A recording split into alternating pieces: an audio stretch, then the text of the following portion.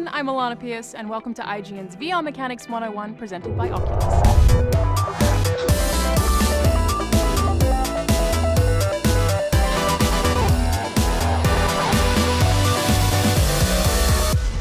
There are so many different ways to implement combat in VR, and a good, fast-paced experience is one of the most satisfying things the hardware can offer. So let's talk about how different kinds of combat are implemented, and the unique challenges VR has to face. First up, shooting. Guns are a staple in modern video games, and in VR, actually physically aiming with precise motion controls, then pulling a trigger on your enemy is engrossing and addictive when done right, or frustrating and off-putting when done wrong. Welcome to weapons training. Now, for a little target practice. Robo Recoil is an incredibly satisfying shooting gallery with loud sound effects and as much rumble as the touch controller can muster, acting as constant feedback for your hands.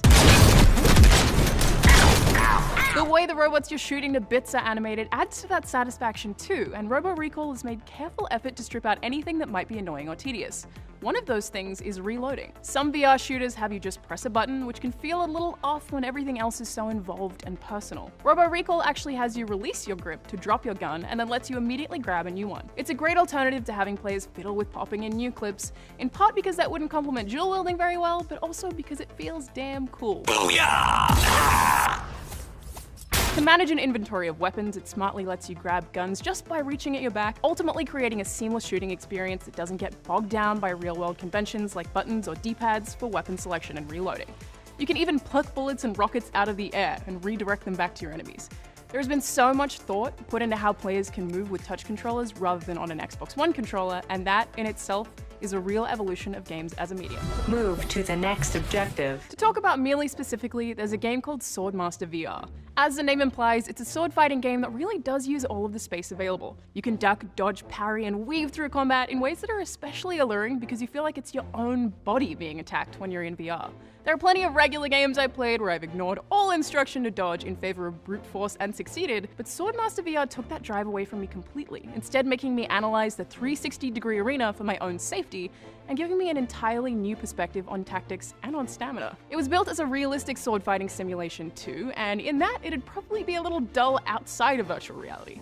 You have to aim for openings between enemies' armor instead of just aimlessly bashing at their shield, because if you do, you're gonna wear out physically before doing a lot of damage. Through all my thought out tactics, careful parrying, and aiming precision that just isn't possible in regular video games, I basically ended up feeling like some kind of hero out of Game of Thrones.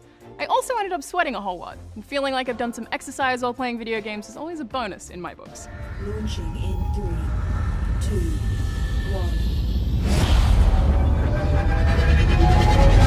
Last but not least is vehicle combat, and Eve Valkyrie does a great job of showing us how traditional game genre can be improved by virtual reality.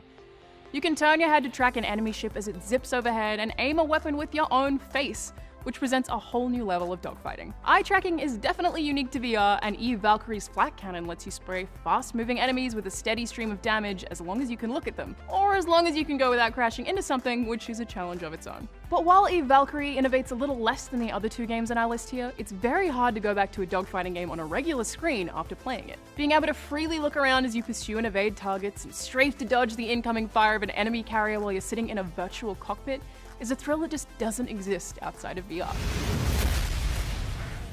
See you in the next life. So that was a look at how 3 different games handle combat in VR. For more Mechanics 101 and VR in general, keep it right here on IGN. This video is presented by Oculus, and for more Rift experiences, visit oculus.com.